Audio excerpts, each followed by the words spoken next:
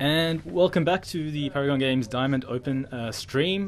This is Kanishka, I'm back, and with me in the booth I have got Jacob Golding. Hi everyone. Alright, so we have a match between Denis Mullins and Jake Sims. Denis is on a 4-color Emerge deck, and Jake Sims is on Black-White Control.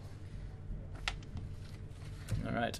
We just got the players shuffling up and having a look at that opening hands at the moment. And so Denis has chosen to play.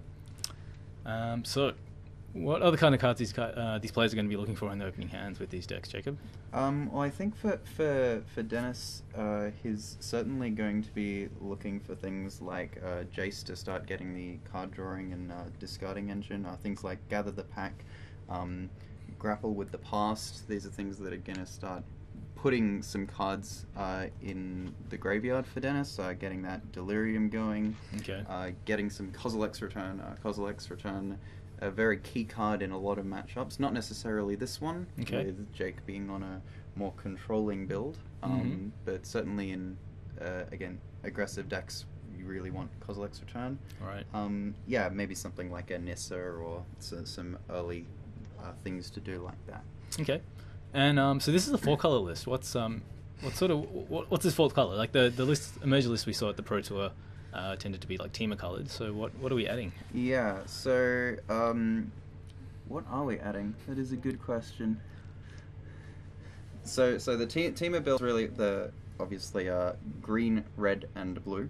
The red in there is mainly for, as I was saying, Kozilek's Return. The green is definitely to be chucking those things in your graveyard. And so I think black here is the thing that we're adding. Yeah, so we're adding Collective Brutality, Haunted Dead, and also getting some sweet value on getting the Ishkanar activations, and I think, and Prized Amalgam as well. which is the sort of brutal combo with the Haunted Dead, isn't it? So I have seen on occasion Prized Amalgams being discarded, 2 Prized Amalgams being discarded to the Haunted Dead's activated ability, which of course means that both those cards come back. So. Yeah, so we already see that Denis is starting strong with a Gather the Pack, it seems, and looks like we've got a Kozilek's Return in the graveyard, and I think he returned Prized Amalgam to his hand. Okay. So yeah, this deck kind of seems to be functioning almost as a combination of the Blue-Black Zombies deck we saw at the Pro Tour and that Teamer Emerge deck, getting the Emerge value of the Elder Deep Fiend and Delirium creatures like Ishkanar, getting them out, but also with this synergy, as you said, of the Haunted Dead and Prized Amalgams. Right. Yep. And it is very powerful. It's when what you're actually discarding is ending up on the battlefield, spending 2 mana to get the 2/2 creature, the 1/1 spirit, and potentially a 3/3 or 2 3/3s. That is insane. That is a pretty good rate. Yeah. Definitely, and it looks like Jake is also having quite a good start here. His deck's doing what he wants it to do, which is we've got some Read the Bones starting to get that card advantage going. Yeah, so this deck is one that looks to control the early game with things like Ruinous Past, Grasp of Darkness, Ultimate Price, getting those things going, and then take over the game later with some really powerful creatures like Archangel Avacyn, Linvala, Kalitas, and also Planeswalkers. Planeswalkers are a really important part in what makes this deck work. And another thing which is not to be forgotten is Shambling Vent, which is a surprisingly powerful card, as creature lands always are. Yeah, well, we just saw in the last round how much work those events did. In Michael's Starfield deck. Yeah, so they come down, fix your mana. Sure that there is a bit of a trade-off in that it comes into play tapped, but you can get some really good mileage out of it in the late game, both keeping yourself alive to potentially block and as a win condition as well. Yeah, which is it just sort of does what control decks want to do, which is have things to do with their mana. They play lots of lands, they get lots of lands down in the late game, and even if you don't have a spell, you still get to you do still get to activate your events and get some creatures out of them. And yeah, Shambling Vent's one of the best creature lands, certainly from the Battle for Zendikar cycle of man lands, I believe. Obviously, I think Celestial Colonnade was one of the most powerful from the first set of allied creature lands. Shambling Vents has certainly made a splash in Modern. I think the lifelink really being the key to that. It's huge, isn't it? Yeah, I've seen that matter again and again. And Jake is casting out the Read the Bones, so it looks like maybe he's digging for some lands or something. Yeah, it doesn't look like he's been able to hit all his... If he doesn't find a land this turn... He does? Right, okay, another tap go. land. We got one. Well, he got there, okay. So, of note as well, both players did mulligan this game. Jake being able to draw 4 cards across 2 turns is a pretty big deal. Yeah, yeah. That said, Denis has just been curving out. He has found an Ishkana now, and it looks like he's already got Delirium on too. Yeah. Delirium really not that difficult for this deck to achieve, especially with we saw very early plays of Gather the Pack. Right. And Grapple with the Past. So this deck's doing all those things that let you get cards into the yard for value.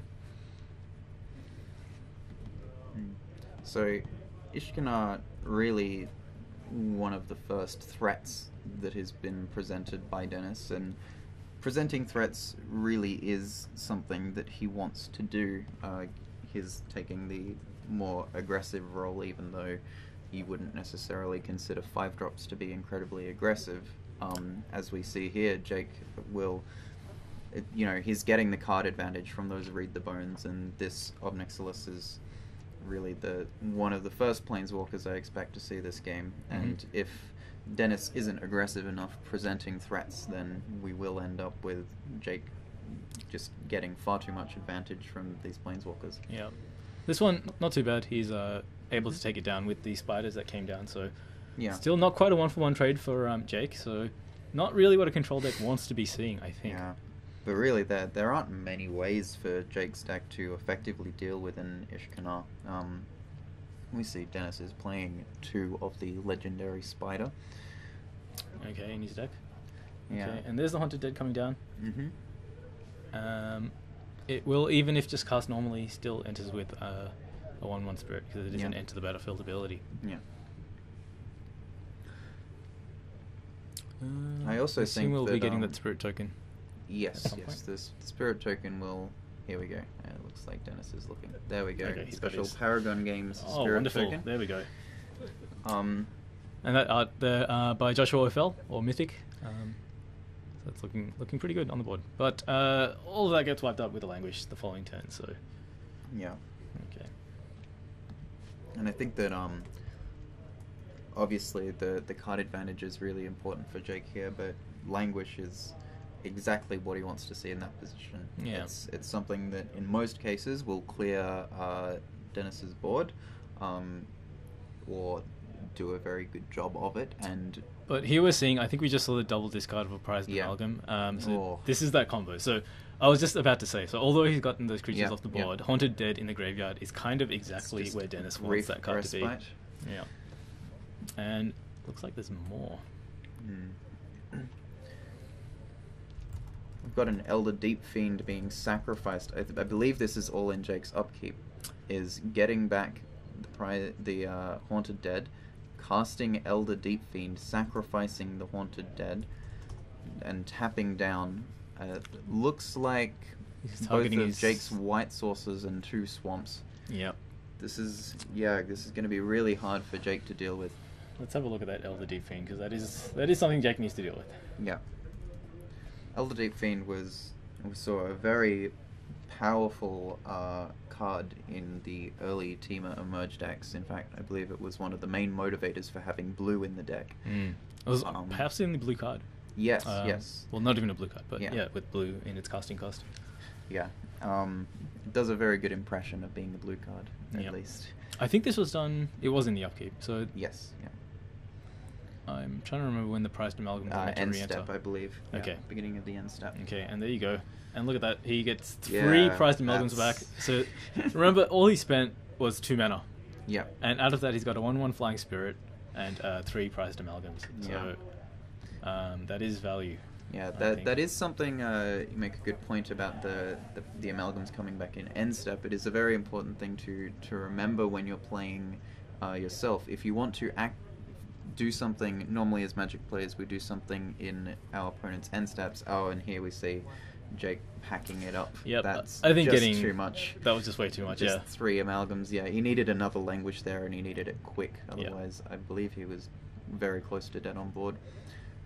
But yes, normally as Magic players, we like to do things in our opponent's end step. However, if you want your prized amalgam in play for your turn, you need to remember to do it at least in your opponent's second main step. Yep. So we'll often see if Denis has a similar situation come up in the next game, we'll probably see Denis stop Jake in his second main phase instead of the end step like his normal. Situation there was a little bit different because of the Deep Fiend wanting to tap down Jake's lands before he got the chance to do sorcery speed things with them. Yep. So it does look like this deck is it's playing a lot of powerful effects that you can do at a very low cost. Yeah. And the interaction between cards. The Haunted Dead costing 4 as well is just fantastic with emerged creatures. It makes them kind of outrageously undercosted. Yeah, it really is the best of both worlds in terms of mana cost, given that you can get it in play for 2 mana often, but then it gives you a discount of 4 mana on your emerged creatures, which really, it really gets the deck going. So it does, discounts your emerged creatures and gives you a very cheap outlet to get those prize amalgams back onto the battlefield. Okay, so going to sideboarding now. What do you think these players might be thinking about bringing in? This is hard. So sideboards, Denis has got 2 Noose Constrictor, which I don't see being too bad. I definitely think that he'll be bringing in another Ishkanar. Okay. This is a card that is quite difficult for Jake to deal with. Besides Languish, there isn't an easy way for Jake to deal with lots of creatures. We saw there Ishkanar effectively trading almost 1-for-1 with an Ob Nixilis. In fact, Denis came out ahead because he still had Spider Token left over. That was pretty big, yeah. Yeah, and I think that definitely Ishkanar is something that Denis will be trying to leverage in order to get around the card advantage, especially at the Planeswalkers that Jake is playing. Yep. Dragonlord Silumgar. I've heard that guy's pretty good against Planeswalkers. Yeah. I hear that it's a bit of a combo with opposing players' Planeswalkers. Yeah, that's certainly correct. So we've got some good ones to take. The Planeswalkers, by the way, in Jake's deck, we have Liliana, the Last Hope, Ob Nixilis, and Sorin. One of the coolest things to do, certainly with Dragonlord Silumgar, is to steal a Planeswalker and then ultimate it straight away. Sorin, in particular, with other Planeswalkers on the board, can be quite brutal. Yeah. I know. Also, Liliana has a nice ultimate, I hear. That's pretty good ultimate, it is, isn't it? Especially when you're already playing a bunch of zombies like Prized Amalgam and Haunted Dead. You could start powering out these zombies. So yeah, the ultimate of Liliana, the Last Hope, reads that you get an emblem, and at the beginning of your end step, you count the number of zombies that you have in play, and you get that many 2/2 zombies plus 2. I believe. Yeah. And so this does grow exponentially. Yeah, it grows very quickly. We saw a number of times in the Pro Tour. You've got Emrakul even being beaten up by some zombies, which is quite flavorful. Yeah. So we've also got a couple of things, enchantment removal in both sideboards, which I don't think is too relevant here. I can't imagine so. Yeah. So would Denis be wanting to bring things like Painful Truths in? Do you think he has to fight the card advantage? He's getting a lot of value already. Do you think he needs more? I think that he certainly, put on a good display there of the value that you can get with both players being on a mulligan. Mm-hmm. I do think that it is certainly a consideration. If he has a particularly slow start, for example, okay, he could quite easily fall behind a Planeswalker on the other side, and Painful Truth is a good way of getting that back. It's a Read the Bones plus in a lot of situations when Denis is playing it.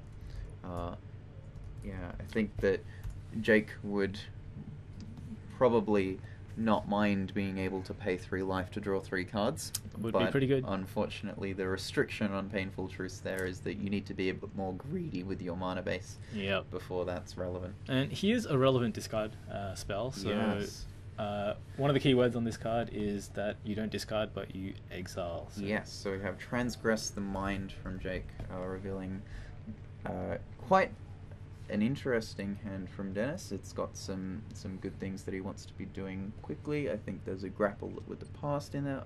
Oh no, there's Traverse the Ulvenwald, sorry, and there's I believe a Collective Brutality there, but those aren't options to be taken. He's got Pick the Brain. That's something that Denis seems to think is important here, and I agree with him. It's something that can, I believe, get rid of some good things non-creatures out of Jake's hand. Let's just pull up the spell. But so Transgress, I'd be tempted to go for the Amalgam here. It exiles it. It can't be returned. Exiling the Amalgam really is something that shuts off a large part of Denis's game plan. So I think Denis is still probably quite happy with his hand here. He really would have liked to discard the Amalgam with the Collective Brutality there. Yep. But yeah, so we now see Denis taking a look at Jake's hand. And it looks like he's just cast it for one mode here. Obviously, there's nothing else. So No pick the discard. brains quickly. It reveals a hand. You can choose an online card. So it could be anything. Yep. And if you get Delirium, you do get to Cranial Extract that card. A key part of this is that being able to take those Planeswalkers before they come down, being able to go turn 3 or 4, pick the brain, get rid of your Planeswalker or Obnixilis or Languish even, and then following it up with an Ishkanar or something along those lines is something that I think Denis is really looking to do. Yeah. But Denis, I believe, is probably going to play Nissa now. Yep. Yeah. It's gonna getting some advantage, finding lands. Keep hitting land drops, and it does. There's a Grapple with the Past or an Ultimate Price, something like that, getting rid of the Nissa in the end of Denis's turn. Yeah. So let's have a quick look at the other modes on Collective Brutality. So the important part about this card, what do you think the most important part of this card are? In this matchup, it's got to be the discard. The drain, I mean, might become irrelevant at some point if you got the cards to spare, and the creature mode just doesn't matter. But I think the other part that's quite useful about this is that you do get to discard cards. Yeah, definitely. There are no creatures in Jake's deck that die to a single activation of the -2/-2, unless you count Kalatas zombie tokens, I believe. It seems like bad value. You're in a bad spot if you are giving a zombie token -2/-2. We should see Josh's token coming back down here. Yes. Okay. Yeah. But yeah, you're definitely. I think the discard modes, letting both players discard really is the important part here. Right. Yeah. Getting those amalgams in your graveyard. So getting that delirium up as well. Yep. And I guess it's what Denis wants his cards in the yard and not in hands. Yeah. Well, he needs a couple of discard, but yeah. Okay. Yeah. I think we've also seen Collective Brutality see a little bit of play in Modern. Certainly, Haunted Dead and Prized Amalgam has certainly become a large part, a significant part of the Modern metagame, at least.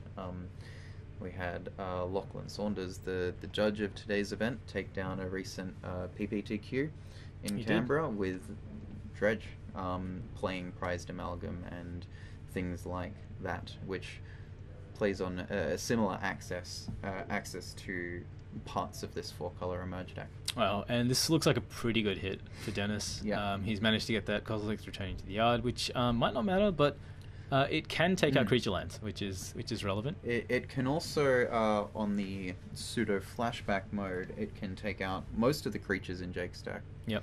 Really, so it can deal with a Kalatas, which would be a real big problem for Denis if it hits. Problem. Yeah. It can deal with things like Archangel Avacyn and Limbala, and it's, while not as key in this matchup as in other matchups, it's certainly not a blank card. Maybe the first half, the Pyroclasm half, is a little bit lacking, but certainly flashing it back, casting it from exile is certainly something that Denis would be happy to do. Yeah, so a good decision to get that on. And so Denis does have Delirium now. So he will get the cranial extract mode on this card, I believe. There's another interesting card in Jake's hand there, which is Hallowed Moonlight. What do you think about that card? Interesting. That is actually pretty good sideboard card here, and Denis recognizes that and has chosen it, and he gets to go find the rest. So the relevance of this card, of course, is that it does stop those prized amalgams entering the battlefield without being cast. Yeah. So there's only one of these. Oh, sorry, two Hallowed Moonlight in Jake's 75. There's two main actually. So he obviously sees this as important enough to have main deck. Yeah, well, it also hits, obviously not relevant in this matchup, but Collected Company. Yep, definitely. So it has a lot of utility in this format. So it's a good call for him to keep that in and to play a deck that had it in the main board. Yeah, no, that's certainly a good point. Is I think Jake has identified that although we would normally see this as a sideboard effect, right? It attacks a very specific type of strategy, not something that happens in normal games of Magic. But it attacks it very well. Jake has correctly, I think, identified that there are in fact a lot of decks in this standard format that are aiming to have creatures enter the battlefield without paying their dues for them. Yep. And that does characterize a lot of what's been happening in this format, I think. So you see there an attack with Shambling Vent from Jake. Okay, so just getting in there where you can. Yeah. So and the life is not irrelevant either. Yeah. I think that Jake's life total really is much more relevant than Denis's, as is the case in most ones where we have a control deck facing off against not necessarily an aggressive deck, but certainly Denis is the beatdown here. He's the one trying to end the game faster than Jake is.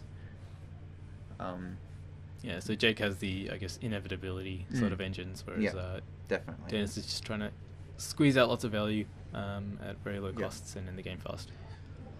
So we see in some more of the Pro Tour builds of the Emerge deck, I think that was less the case, where they would use Emrakul as a top end and against the rest of the format played out more of a control deck where hitting your Kozilek's returns were really important. Whereas we see here they've gone more for the synergy powering out these prized amalgams and haunted deads, and while also still having the backup of Kozilek's return, but it doesn't seem to be as much of a focus as it was with the other decks.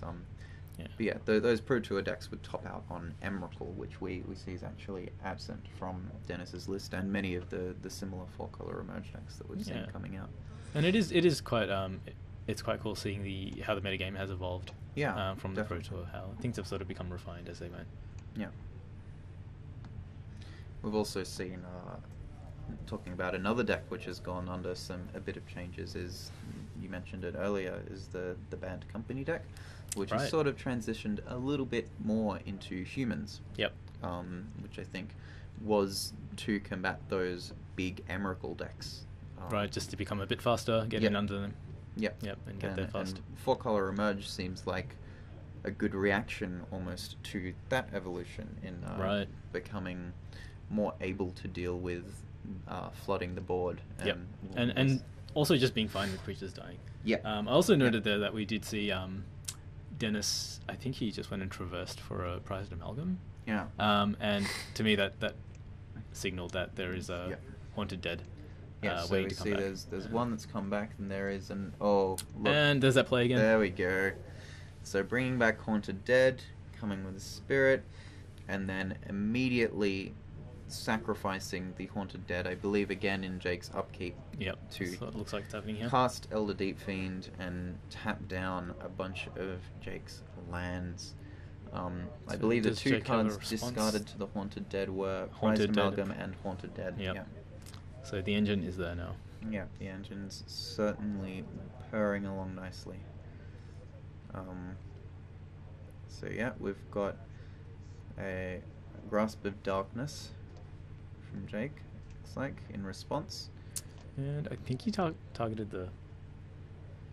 I'm not sure exactly what he's targeted there. He may have been the... May have been the Deep Fiend? Unsure why he chose not to go for one of the spiders there. But Yeah. and not activating, sure. and Alright. there you go. And Dennis There we is go. he is we saw him playing really fast there. He is one of Yeah. the faster players I have seen Yes. playing in Canberra. Definitely. He's a quick one. And he's looking usually a couple of turns ahead, Mhm. and can see wins Yeah. from quite a while away. So there you go. Great player. Jake also battling hard, but I think Dennis it looks like he was just very, very prepared. Particularly that pick the brain on the Hallowed Moonlight, I think was huge. Yeah. Yeah. If Jake had been able to get that Hallowed Moonlight off, that certainly would have bought him quite a bit of time, maybe time to find something like a Languish, or also we really only saw one Planeswalker come out of Jake's deck That's in true. the whole match. Yep. And that was a relatively unimpactful one. Also, we see Jake gesturing towards what I believe is a declaration in stone sitting in his at the front of his deck. Again, very good against everything Dennis is trying to do. Yeah, exiling everything. Yeah. Okay, so that'll be the match. We will go to a break for a moment and be back before too long for the final round before cutting to the top 8. Yeah. So congratulations to Dennis, going to 4-0, and Jake Sims still looking pretty good on 2-1-1. Yeah. Okay, thanks for listening. Thanks, Jacob, for joining me here. No worries. And we'll be back before too long.